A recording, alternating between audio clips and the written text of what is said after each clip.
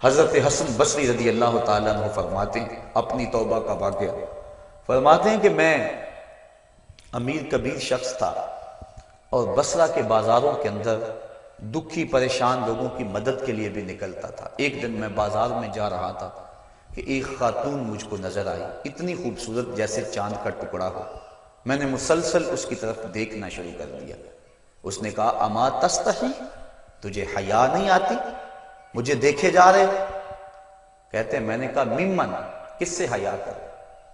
تو اس عورت نے کہا فَمَنْ يَعْلَمُ خَائِنَةَ الْأَعْيُنِ وَمَا تُخْفِي الصُّدُورُ، اس سے حیا کرو جو دلوں کے بھید جانتا ہے، جو آنکھوں کی خیانت کو جانتا ہے، اس سے حیا کرو۔ کہتے ہیں یہ بات تو بہت بڑی تھی، لیکن اس کا حسن ایسا تھا کہ مجھے اس کے باوجود اس کی طرف رغبت رہی اور میں مسلسل اس کو دیکھتا رہا۔ اس نے پھر مجھے کہا کہ کیا معاملہ ہے کہ تم میری طرف دیکھنا چھوڑتے نہیں ہو، کون سی چیز پسند آئی؟ تو کہتے ہیں میں نے اس کو کہا کہ تیری جھیل سی آنکھوں میں ڈوبنا چاہتا ہوں اور یہ میرے لیے ایک باعث کشش ہے۔ اس نے کہا تم رکو، شاید تمہارا مطلوب پورا ہو جائے۔ میں وہاں رکا اور وہ اپنے گھر چلی گئی۔ تھوڑی دیر کے بعد اس کی خادمہ تشت کے اوپر کپڑا ڈالا ہوا ہے اور میرے طرف بڑھایا۔ کہتے ہیں میں نے جب کپڑا اٹھایا تو اس کے اندر اس کی دو آنکھیں تھیں اور اس کے اوپر لکھا ہوا تھا کاغذ کے ٹکڑے پہ لا ارید عینن یفتتن بسببھا احد، میں ان آنکھوں کو رکھنا ہی نہیں چاہتی جس کی سبب سے ایک مومن فتنے میں پڑ جائے۔ کہتے ہیں کہ میں نے اپنی داڑھی کو پکڑا اور زاروں کے تار رونے لگا۔ میں نے کہا اے حسن بصری تو اس عورت سے بھی گیا گزرا ہے، اتنا خوف اس کے سینے کے اندر؟ کہتے ہیں میں داڑھی کو پکڑ کے زاروں کے تار رویا اور گھر چلا گیا۔ ساری رات میں نے توبہ میں گزاری۔ جب صبح کا سپیدہ طلوع ہوا میرے دل میں خیال آیا جس نے اپنی آنکھیں وار دی اس سے بھی تو معذرت کر رہا ہوں، اللہ سے تو معافی مانگی۔ کہتے ہیں کہ میں صبح اٹھا اور جب اس عورت کے گھر کے دروازے کے قریب پہنچا تو اس کا جنازہ نکل رہا تھا۔ میں پھر بڑا پریشان ہوا، واپس آیا، سارا دن مشکل میں گزارا۔ رات جب میں سویا تو وہ عورت مجھے خواب میں ملی۔ میں نے کہا کہ مجھے کوئی وصیت کرو، تو اس نے کہا اذا خلوتا فاذکر اللہ، میں تجھے وصیت یہ کرتی ہوں جب تم تنہائی میں ہوا کرو تو اللہ کو یاد کیا کرو۔ وَإِذَا أَصْبَحْتَ وَأَمْسَيْتَ فَاسْتَغْفِرِ اللَّهَ وَتُبْ إِلَيْهِ، اور جب تم صبح کرو یا شام کرو تم استغفار پڑھا کرو اور اللہ سے توبہ کیا کرو۔ حضرت حسن بصری فرماتے ہیں کہ اس عورت کا یہ عمل مجھے توبہ کے راستے پہ ڈال لیا، پھر وہ حسن بصری زمانے کے امام اور مقتدا بنے۔ تو انسان جب عبرت حاصل کرنے پہ آتا ہے تو ایسے اسباب اس کے لیے مہیا ہو جاتے ہیں، توبہ کرنے میں دیر نہیں کرنی چاہیے۔ بعض بات بندہ سوچتا ہے کہ ابھی میرے بڑے کام پڑے ہوئے ہیں، جب میں بوڑھا ہوں گا میں ریٹائرمنٹ لے لوں، میں بچوں کی شادیاں کر لوں، بس پھر فراغت ہو جائے گی، بچے کاروبار سنبھال لیں گے، پھر میں ہوں گا، مسجد ہوگی۔ یہ ایسا بندہ کہہ رہا ہے جس کی ملک ایک سانس بھی نہیں ہے، جو ایک سانس کا بھی مختار نہیں ہے، اور ایسے بات کر رہا ہے جس طرح سب کچھ اس کے قبضے میں ہو۔ تو توبہ کے اندر تاخیر نہیں کرنی چاہیے۔ بنی اسرائیل کے اس شخص کا واقعہ آپ کو پہلے بھی شاید میں نے کسی مجلس کے اندر عرض کیا تھا کہ جس کو طول عمل نے برباد کر دیا، اس کی نیکیوں کی وجہ سے اس کو خبر پہنچی کہ اس کی عمر 1000 سال ہے، تو اس نے کہا جب میری عمر اتنی لمبی ہے تو پھر میں عبادت کی بھٹی کے اندر کیوں جلتا رہوں؟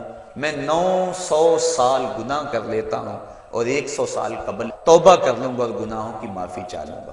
900 سال گناہ کرتا رہا، 100 سال جب باقی رہا خیال آیا، پھر سوچا ابھی بڑا وقت پڑا ہوا ہے، میں 90 سال مزید گناہ کر لیتا ہوں، 10 سال قبل میں جو ہے وہ توبہ کر لوں گا۔ 10 سال رہ گئے، پھر خیال آیا 9 سال گناہ کر لیتا ہوں، 1 سال قبل توبہ کر لوں گا۔ جب 1 سال رہ گیا پھر توبہ کی سوچ آئی تو کہنے لگا 12 ماہ ہوتے ہیں سال کے، میں 11 ماہ تک گناہ کر لیتا ہوں، 1 ماہ قبل میں توبہ کر لوں گا۔ پھر 1 ماہ بھی گزرا، ہفتے تک بات پہنچی، حتیٰ کہ 1 دن رہ گیا، اور پھر وہ کہتا تھا بھی فلاں فلاں گناہ میرا رہتا ہے وہ میں کر لوں۔ ایسی لت پڑ گئی تھی گناہ کہ بنی اسرائیل کا وہ شخص کہ جو اس انتظار میں تھا کہ بس یہ گناہ کر لوں اور یہ گناہ کر لوں پھر توبہ کر لوں گا، اچانک موت آئی اور موت نے اس کو دبوچ لیا اور وہ توبہ کے بغیر مر گیا۔ تو طول عمل، لمبی امید کہ ابھی وقت میرا بڑا پڑا ہوا ہے، پہلے تو پتہ ہی نہیں ہے کہ وقت موجود بھی ہے یا کہ نہیں، اگلی سانس آئے گی یا کہ نہیں، دوسری بات جو کیفیت اب ہے پتہ نہیں آگے ہو یا نہ ہو۔ شیطان کو جتنی مہلت دو گے، جتنی بیماری گھر کر جائے گی، اس قدر ہی اس کا ختم ہونا مشکل ہے۔ اس لیے جب گناہ کرے تو فوراً توبہ کر لے، گناہ مٹ جاتا ہے۔ اور اگر انسان کہتا ہے کہ نہیں یہ کر لوں پھر توبہ کروں گا، تو توبہ کو مؤخر کرنا انسان کو گناہ پر دلیر بنا دیتا ہے۔ اور ایک حدیث میں آتا ہے جب انسان گناہ کرتا ہے تو اس کے دل پر ایک سیاہ نقطہ پڑتا ہے، اگر وہ توبہ کر لے تو وہ مٹ جاتا ہے، دل شفاف ہو جاتا ہے۔ لیکن اگر وہ توبہ نہ کرے پھر دوبارہ گناہ کرے تو دل پر ایک اور سیاہ نقطہ پڑ جاتا ہے، پھر وہ گناہ کرتا رہتا ہے اور دل کے اوپر سیاہی پھیلتی رہتی ہے، حتیٰ کہ ایک دن آتا ہے کہ پورا دل اس سیاہی کی لپیٹ میں آ جاتا ہے۔ اور جب پورا دل سیاہ ہو جائے پھر گناہ کر کے بھی اس کو ندامت اور شرمندگی نہیں ہوتی۔ مومن تو جب گناہ کر بیٹھتا ہے تو محسوس کرتا ہے جس طرح پہاڑ کے نیچے آ گیا، ابھی گر جائے گا اور مجھے کچل دے گا۔ اور منافق یہ سمجھتا ہے گناہ کرنے کے بعد کہ بدن پہ مکھی بیٹھی تھی، ہلکے سے اشارے سے میں نے اس کو اڑا دیا، وہ مکھی کے بیٹھنے جیسی کیفیت کا احساس کرتا ہے منافق۔ تو جب دل سیاہ ہو جائے تو بندہ گناہ پہ گناہ کرتا ہے، زندگی گناہوں سے لتڑی ہوئی گزرتی ہے لیکن توفیق توبہ نہیں ملتی۔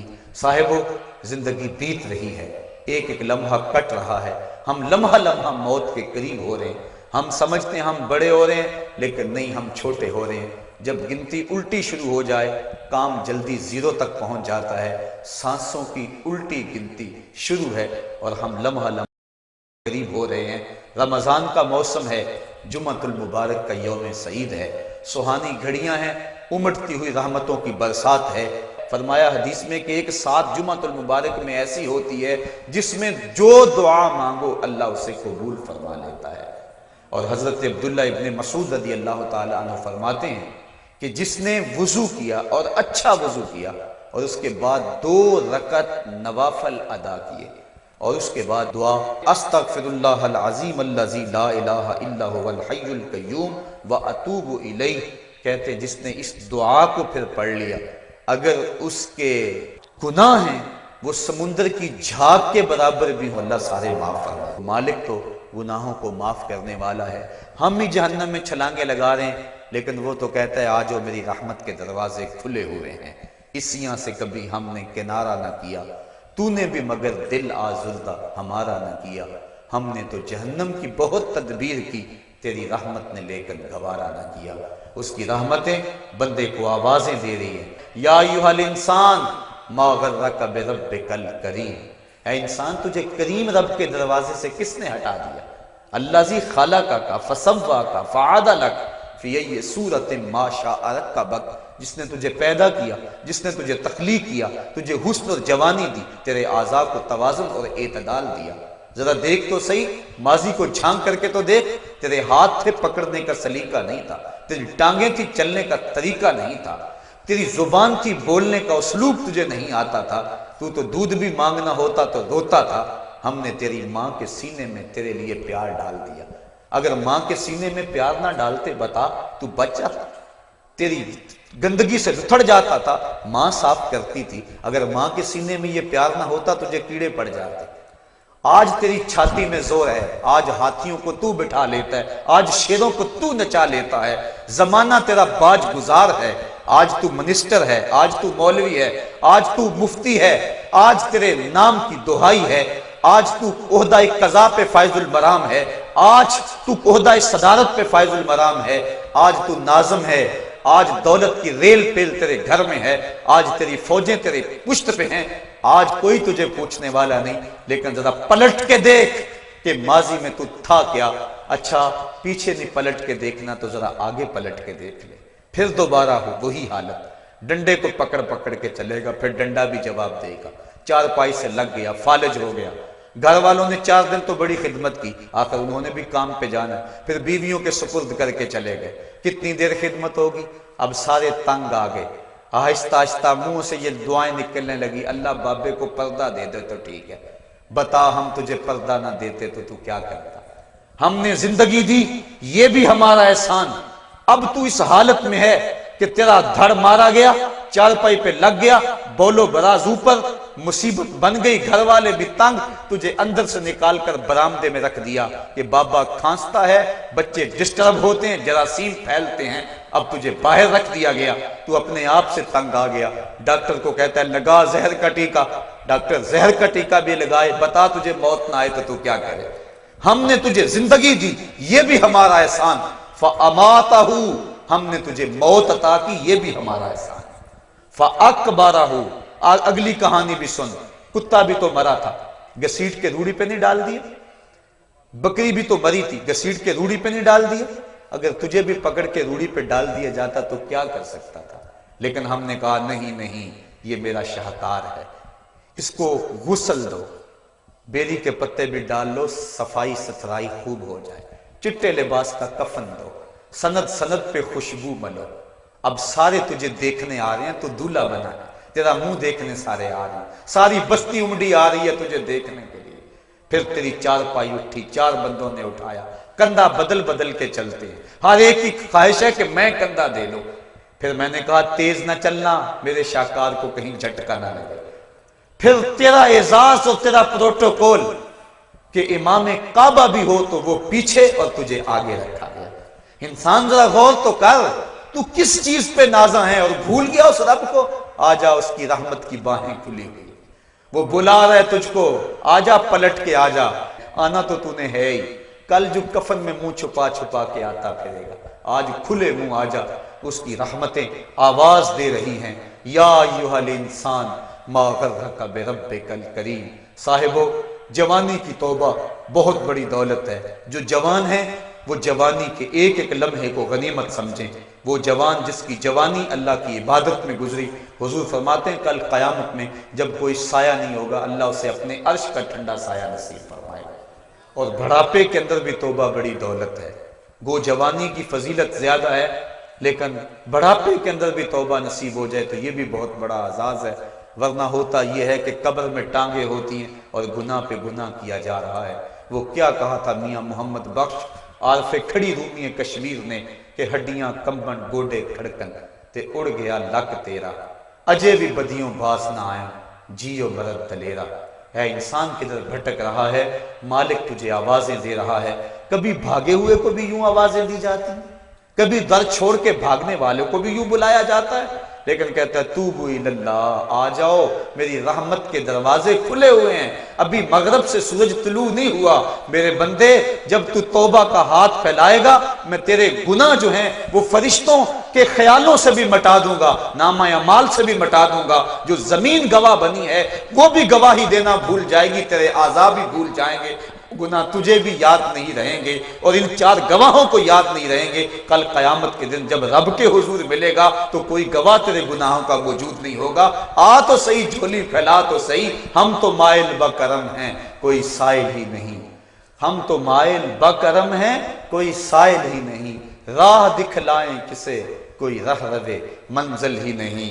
آؤ، توبہ کا دروازہ کھلا ہے، اس کی رحمتوں کا دروازہ واہ ہے، اس کی کرم نوازیاں تمہیں آواز دے رہی ہیں، جھجک آتی ہے اس کے در پہ آتے ہوئے، چلو میرے نبی کا وسیلہ لے کر آ جاؤ۔ وَلَوْ أَنَّهُمْ إِذْ ظَلَمُوا أَنفُسَهُمْ جَاءُوكَ، اگر تم گناہ کر بیٹھے ہو، اپنی جانوں پہ ظلم کر بیٹھے ہو، آؤ تمہیں توبہ کا ایک اور راستہ دکھاؤں، آسان راستہ، کہ تم میرے نبی کی چوکھٹ پہ آؤ اور یہاں آ کے معافی مانگو، پھر میرا نبی تمہارے لیے ہاتھ اٹھا دے۔ تم تو معافی مانگنے آئے تھے، لَوَجَدُ اللَّهَ تَوَّابًا رَحِيمًا، توبہ تو ملنی ہی ملنی ہے، نبی کو ساتھ لے آئے ہو، میں رحمت بھی فرما دوں گا، اضافی رحمت اپنی جانب سے فرماؤں گا، آؤ تو صحیح میری چوکھٹ پہ۔ اللہ کے محبوب کی چوکھٹ پہ صحابہ آیا کرتے تھے اور محبوب کے جب ہاتھ اٹھتے تو پھر دعائیں قبول ہوتی، توبہ کے دروازے کھل جاتے اور اللہ کی رحمتیں برستی۔ ابو لبابہ کی توبہ کا واقعہ کتب حدیث کے اندر موجود ہے اور دیگر صحابہ کی توبہ کے واقعات موجود ہیں۔ حضور کے انتقال کے بعد حضور کی قبر پہ چلے جاؤ، امام عطابی کہتے ہیں کہ میں حضور کے روضے پہ بیٹھا تھا، ایک دیہاتی آیا اور حضور کے روضے پہ کھڑا ہو کے کہنے لگا حضور میں گناہوں کی بخشش کے لیے آیا ہوں اور بغیر مغفرت کے تو نہیں جاؤں گا۔ کہتے ہیں وہ اس قدر فریاد کرتا رہا، روتا رہا کہ مجھے اس کی حالت پہ ترس آ رہا تھا۔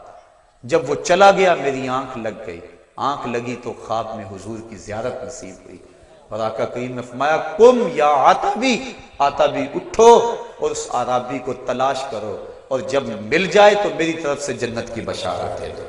اور صاحب مدارک نے ایک روایت لکھی ہے کہ ایک شخص حضور کے روضے پہ آیا اور حضور کے مبارک روضہ کی مٹی کو، تربت نور کو اپنے سر میں ڈال رہا ہے اور کہتا ہے میں تو گناہوں کی بخشش کے لیے آیا ہوں۔ یہ حضور کے انتقال سے 3 دن کے بعد کا واقعہ ہے۔ وہ کہتا ہے میں تو مغفرت کے بغیر جانا ہی نہیں ہے۔ وہ تو چلا گیا لیکن یہ جم کے بیٹھ گیا، غنی کے در پہ ڈیرے جما دیے، کہا میں تو نہیں جاؤں گا جب تک میری مغفرت نہ ہو۔ فنودی من القبر انہ قد غفر لک، صاحب مدارک لکھتے ہیں گنبد خضرا سے آواز آئی جا تیرے گناہوں کو معاف کر دیا گیا، مجرم ہو تو منہ اشکوں سے دھوتے چلے آؤ، آؤ در تواب پہ روتے چلے آؤ۔ قرآن میں مذکور ہے بخشش کا طریقہ، سرکار کی دہلیز سے ہوتے چلے آؤ۔ آفاق کے ہر ہر گوشے میں قرآن سنا کر دم لینا اب رکنا